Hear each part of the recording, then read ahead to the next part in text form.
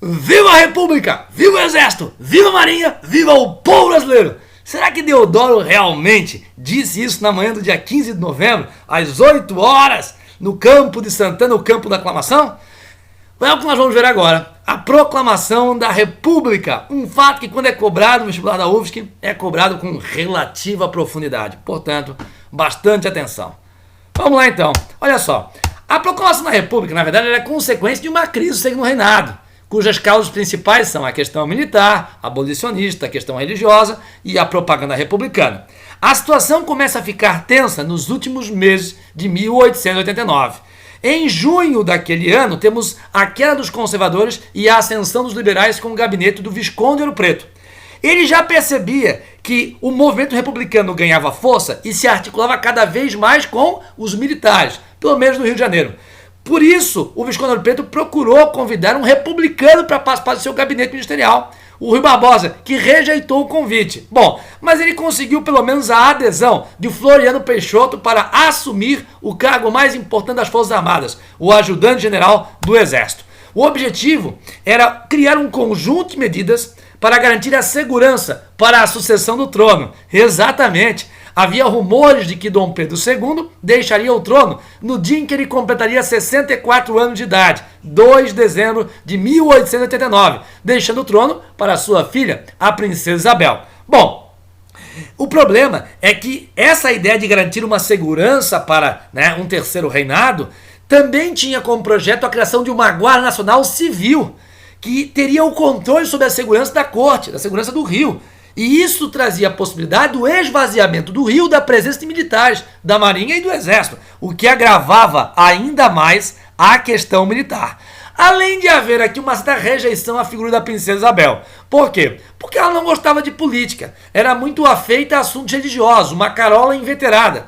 Quem gostava muito de política era o marido dela. Mas ele era um estrangeiro, era um francês, o Conde de, o Gaston de Orleans. Mas tinha ainda um outro agravante. Ele era dono de uma rede de cortiços no Rio de Janeiro, o que era proibido. Então era um corrupto aos olhos, mais moralistas, que justamente julgavam o Império como um sistema em crise. Muito bem, nós vamos ter outros fatos que aumentam a tensão política no Rio, agravando principalmente a questão militar. Olha só, nós vamos ter aqui, no dia 15 de julho, um dia após o centenário da tomada da Bastilha, um atentado contra Dom Pedro II, certo? Esse atentado foi promovido por um republicano apaixonado, o português Adriano Augusto do Vale. Ele foge, depois de desferir tiros contra a charrete Dom Pedro II, sem conseguir atingir o imperador, e depois é capturado. Bom, mas o imperador vai desistir de um processo criminal contra o republicano português para abafar o caso e evitar um grande alarde em torno de um ato republicano contra o imperador, certo? Para não animar outros possíveis atos republicanos contra o imperador. Bom, dessa forma o imperador já reconhecia que havia um ambiente de crise no ar por conta de uma articulação republicana, que se sabia está cada vez mais próximo dos militares envolvidos na questão militar. Mas os defensores da monarquia, alguns deles pelo menos, criticavam o comportamento do imperador, exigiam uma ação mais enérgica, diziam que o imperador estava dormindo no ponto. Está ele aqui, nessa charge, com o jornal O País no colo, dormindo. O jornal O País era o jornal do Quintino Bocaiúva, o presidente do Partido Republicano no Brasil, eleito à presidência em maio daquele ano. Pois então, tudo isso acabava criando a ideia de que havia sim um ambiente de conspiração de republicanos com militares para derrubar a monarquia. Bom, a gente vai ter ainda um outro fato importante, que é o seguinte: Deodoro, que estava no Mato Grosso, a grande colônia militar do Brasil na fronteira com o Paraguai, ele retorna ao Rio de Janeiro. E ao retornar ao Rio de Janeiro, ele que era o presidente do clube militar, um dos grandes ícones, talvez o maior da questão republicana, é homenageado por militares da jovem oficialidade, em grande parte alunos do Benjamin Constant, na Escola Militar da Praia Vermelha. Benjamin Constant, que era reconhecidamente um republicano positivista. Acontece que esse ato é interpretado como um ato político, certo? Que tentava alimentar ainda mais a articulação dos militares contra a monarquia. E os líderes foram punidos com transferência para outras províncias. Isso agravava ainda mais a questão militar, que já estava tensa. Bom, A gente vai ter aí esse agravamento culminando numa reunião do Clube Militar, ali já às vésperas da proclamação. No dia 9 de novembro, na manhã desse dia, temos a reunião do Clube Militar, cujo presidente era o Deodoro, mas ele não vai participar dessa reunião. Quem vai presidir é o Benjamin Constant. E ali ele vai dizer o seguinte, ó, só existe um jeito de resolver a questão militar. Só existe um jeito de acabar com essa desonra aos militares no Brasil, derrubando o Império e proclamando a República. Mas para isso era preciso o apoio de Deodoro. Bom, havia um fato positivo que era o detalhe de o Deodoro já estar no Rio, certo? Mas era preciso o apoio dele para derrubar Dom Pedro II. Mas Deodoro era amigo de Dom Pedro. Pessoal, mas nesse mesmo dia, exatamente na noite desse dia 9 de novembro, tem um outro fato que coloca a crise do Império de maneira mais evidente. É o chamado último baile da monarquia, o baile da Ilha Fiscal. O Dom Pedro II promoveu esse baile para celebrar as bodas de prata de Princesa Isabel e Conde D, certo? Os 25 anos de casamento. Mas também era uma homenagem à presença de marinheiros chilenos no Rio de Janeiro, há algumas semanas, presentes ali no cruzador Almirante Cochrane, o navio que trazia eles aqui, certo? Bom, por que um baile na Ilha Fiscal? Porque daí os 2.000 convidados vão ter que embarcar em navios com seus trajes de gala e haverá uma grande repercussão. A ideia é criar uma imagem de bem-estar, certo? Dos negócios políticos do Império. Uma festa de gala, com pompa, com luxo, mostrando a grandiosidade do Império. A Ilha Fiscal vai ser iluminada, certo? Com energia elétrica, geradores elétricos. Se dizia que o Rio de Janeiro era a cidade mais iluminada do mundo nessa noite. Alguns navios da Marinha foram colocados ao redor da Ilha Fiscal. O próprio cruzador chileno, o Almirante Cochrane, também colocado ali para auxiliar na iluminação. Mas acontece que a repercussão desse baile acabou não sendo como esperava o Dom Pedro II. Tivemos aqui dois fatos, né, que fazem com que esse baile vire motivo de chacota. Um deles é um tropeço do imperador, certo? E aí ele vai dizer o seguinte, ó, a monarquia tropeça, mas não cai. Usou um pouco de senso de humor para dizer que estava tudo bem. Mas o conteúdo que ele diz deixa claro que ele sabia que havia um ambiente de conspiração no ar, de que havia articulação para derrubar a monarquia. E se ele reconhece isso, leva ao entendimento aos republicanos de que ele está fragilizado, talvez até mesmo isolado, e que talvez seja o momento oportuno para derrubar a monarquia. Bom, tem um outro fato ainda mais grave. O pessoal que cuidou da limpeza do baile da Ilha Fiscal, na manhã do dia seguinte, vai recolher o quê? Certo? Nos vários cantos da ilha. Vai recolher espartilhos femininos, puffs, que eram espumas que as mulheres colocavam embaixo do sutiã para dar volume aos seios, e também cintas masculinas. Além de alguns amontoados de fezes humanas. É isso. Não havia banheiro suficiente para os 2.000 convidados da festa. Então, na verdade, esses boatos, esses rumores de cenas orgíacas da festa, acabou fazendo desse baile uma espécie de espelho da crise moral do Império, certo? Muito bem, nós vamos ter aqui um fato que vai convencer o Deodoro a agir, não exatamente contra a monarquia, mas contra o gabinete do Visconde Ouro Preto. Rumores de que Deodoro seria preso são espalhados no dia 14 de novembro. Isso vai levar Deodoro a articular a derrubada do gabinete Visconde Ouro Preto na manhã do dia seguinte. Nesse mesmo dia, o Benjamin Constant consegue a adesão do almirante Van der Kolk, da Marinha, para apoiar qualquer ato que ocorresse porventura para proclamar a República. Bom, na manhã do dia 15, Deodoro, à frente de 2.000 soldados da baixa oficialidade do exército, no campo da aclamação, o local onde Dom Pedro havia sido aclamado imperador, certo? Ele vai derrubar o gabinete Visconde Ouro Preto. Houve reação? Houve, pequena. Houve até o ferimento ao líder dessa reação que queria proteger o governo Visconde Ouro Preto, que era o Barão do Ladário, certo? Mas o Visconde Ouro Preto foi deposto, ele acabou aceitando a deposição. E aí? Então Deodoro, na manhã do dia 15, não proclamou a República? Não. Ele não gritou, viva a República, viva o Exército, viva a Marinha, viva o povo brasileiro? Não. Mas houve quem gritasse isso.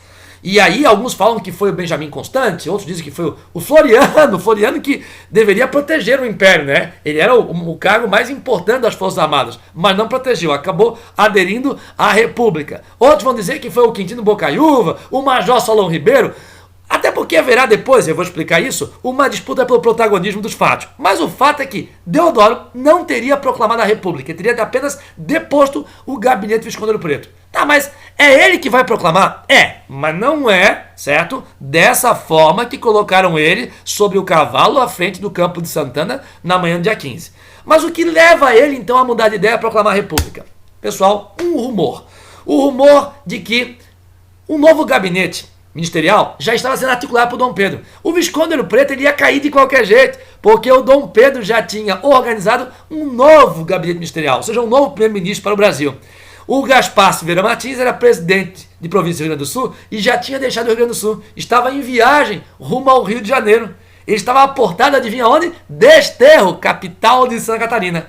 Mas qual era o problema que o Deodoro tinha com o gabinete de Silveira Martins? É que o Silveira Martins também era adepto, certo, da desvalorização do Exército e da valorização da Guarda Nacional. Ele também era simpatizante da ideia da criação de uma Guarda Nacional Civil para ter a exclusividade do controle sobre a ordem no Rio de Janeiro, o que poderia significar a retirada do Exército da Marinha, certo, dos círculos da corte, ali do Rio de Janeiro. Muito bem, mas tinha além disso um problema pessoal entre o Deodoro e o Silveira Martins. É que no passado, no início da década de 1880, quando Deodoro estava no Rio Grande do Sul, os dois disputaram o amor de uma jovem condessa viúva. Deodoro cortejava, mesmo sendo casado, a condessa, visitando a sua casa, né, com alguma frequência. E aí, o Silveira Martins, mais jovem, mais bem apessoado, segundo alguns contam, foi fazer um passeio de cavalo nas terras da condessa. E ele caiu do cavalo e teria torcido o pé. E a condessa abrigou o jovem Silveira Martins na sua propriedade. Deodoro desistiu de cortejar a condessa e passou a alimentar um ódio pessoal ao Silveira Martins. Quando Deodoro sabe de rumores e que Silveira Martins é o cara que vai compor o novo gabinete ministerial, aí ele decide, vamos formar um governo republicano. Então a república se construiu dessa forma, com a formação do governo provisório, certo? Na noite do dia 15 de novembro. Bom, mas é preciso então espalhar a ideia que a república foi proclamada, porque o povo no Rio de Janeiro está em dúvida. Imagine então as províncias de tudo quanto é canto do Brasil. Bom, como levar a república às várias províncias? Através do telégrafo. Então espalharam telegramas para tudo quanto é canto do Brasil, dizendo que a república foi proclamada pelo Exército e pela Marinha e por lideranças republicanas. E aí nas várias províncias vamos ter ali militares e republicanos históricos assumindo os governos provinciais. Mas eles eram em pequeno número. Precisavam contar com o apoio de um dos partidos do Império. Então vamos pensar. O partido que é deposto é o Partido Liberal do Visconde Ouro Preto. Então é mais conveniente buscar a adesão de quem? Dos conservadores. E foi o que aconteceu. Uma grande onda de adesismo oportunista. Muitos conservadores aderindo à República. Alguns têm na cara de pau dizer que eram simpatizantes da República desde criancinha. Mas era preciso também, para que se consolidasse a ideia de que a República tinha sido proclamada, era preciso apagar a memória do Império. Era preciso substituir nomes relacionados ao Império. Nomes de ruas, nomes de praças, nomes de teatros, nomes de logradouros públicos de modo geral. Em Desterro, por exemplo, a Praça Barão de Laguna, a Praça Central, né, ela fazia uma menção à patente nobiliárquica, era uma coisa relacionada ao Império. O nome vai ser substituído por Praça 15 de Novembro.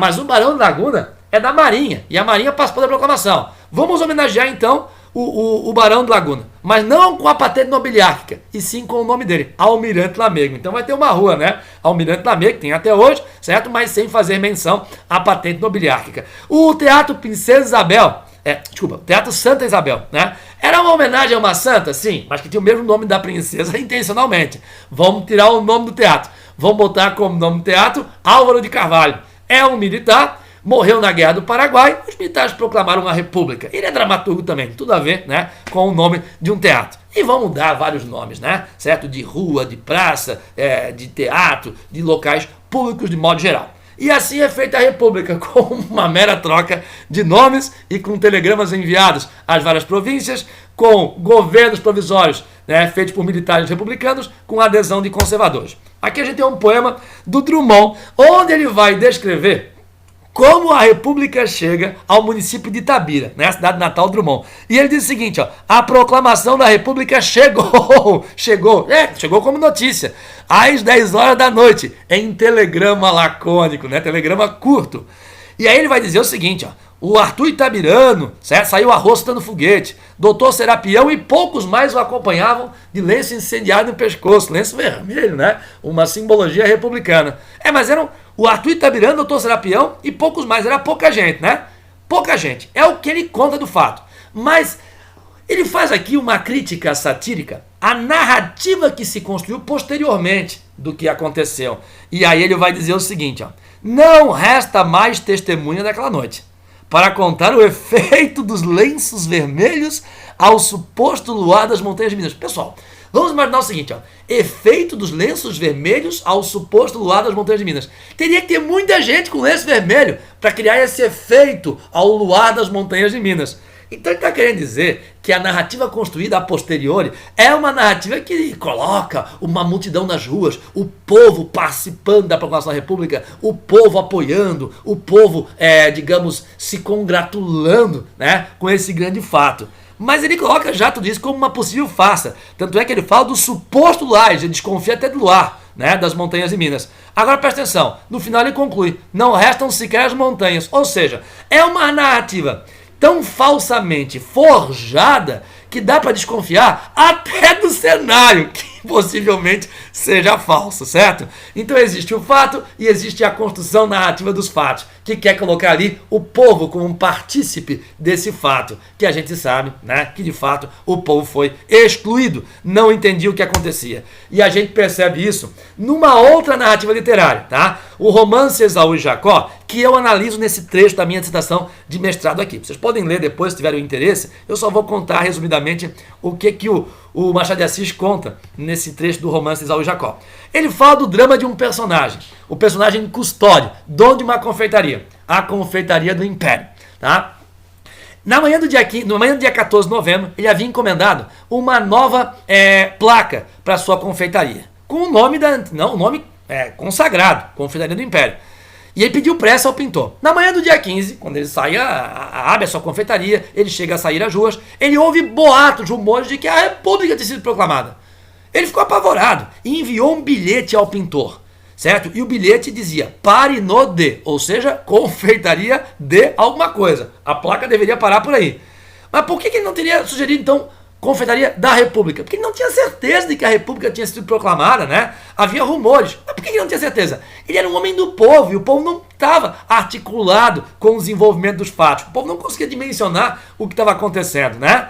E também, se a República de fato tivesse sido proclamada, certo? Era algo tão alheio ao conhecimento do povo que o povo desconfiava se essa República aí da qual estou falando de fato vai se consolidar.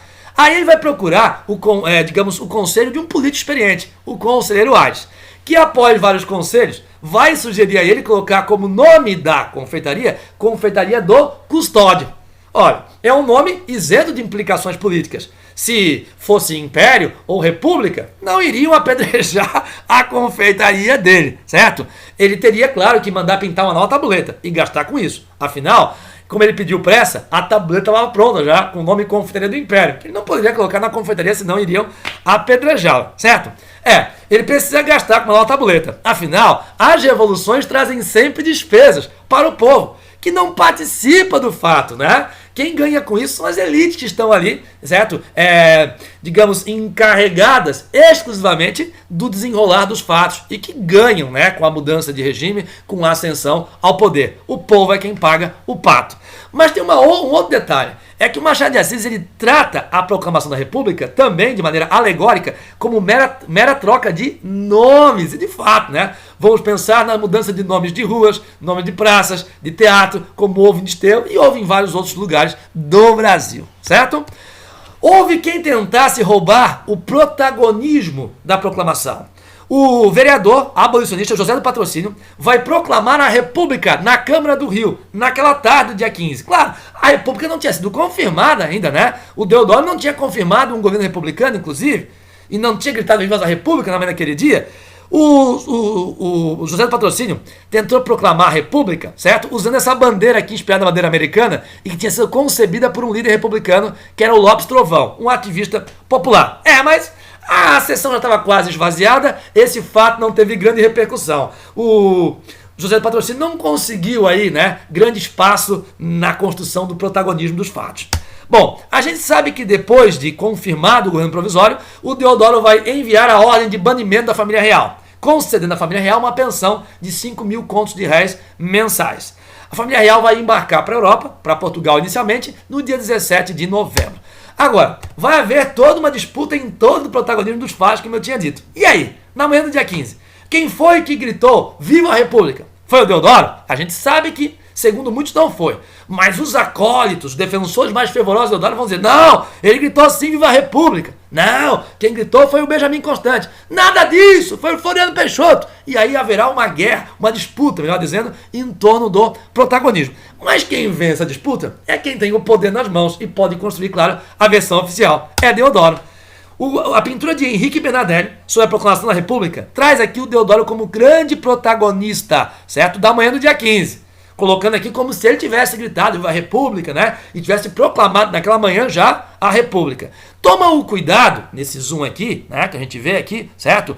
De homenagear algumas figuras, como Benjamin Constant e o Floriano, que participam, mas são coadjuvantes. O protagonismo, né? Cabe a Deodoro. Numa outra pintura aqui, a de Benedito Calixto, a mesma coisa. Se faz menção a importantes nomes, sem esconder o protagonismo de Deodoro, como a gente vê nesse zoom aqui, ó. Deodoro em cima desse cavalo mais alto e mais bonito, ocupando uma posição também mais alta, certo? Sendo protagonista do fato. Mas não se esconde a participação do Floriano, por exemplo, e do Benjamin Constant, entre outros nomes, tá bom? Agora, o povo participou ou não participou? Pois é, pessoal. O ministro do governo do Deodoro, o Aristides Lobo, que era republicano histórico, participou do Manifesto Republicano em 1870. Ele vai dizer o seguinte numa entrevista ao jornal Diário do Povo de Campinas, São Paulo, dia 18 de novembro de 1889. O povo assistiu aquilo bestializado, sem conhecer o que significava.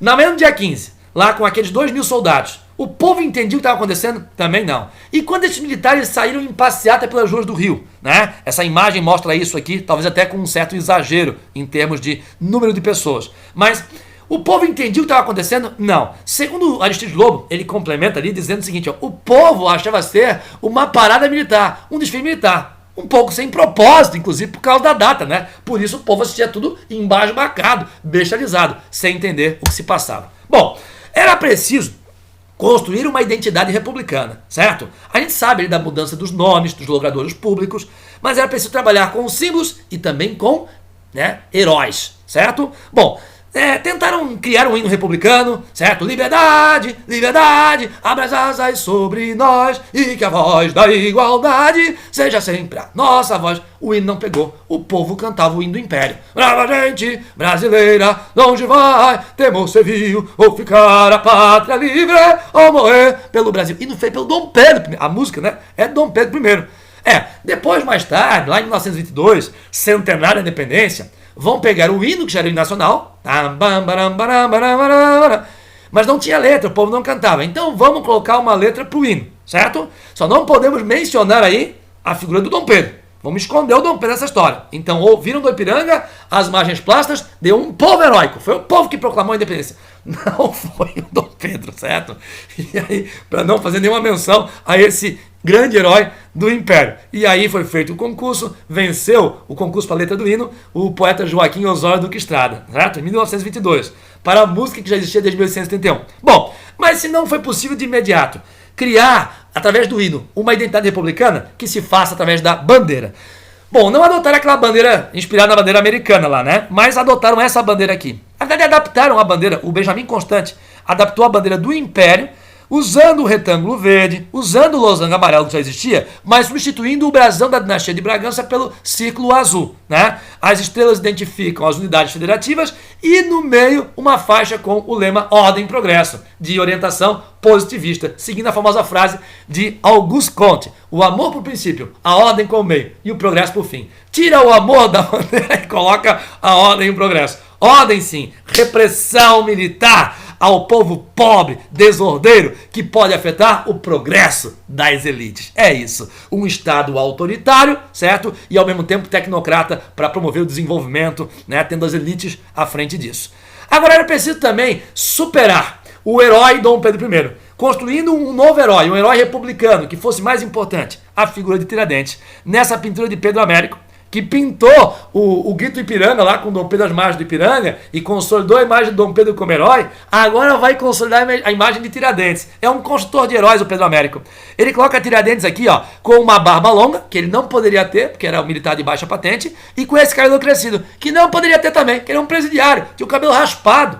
Mas não dá para construir um herói careca nessa época, né?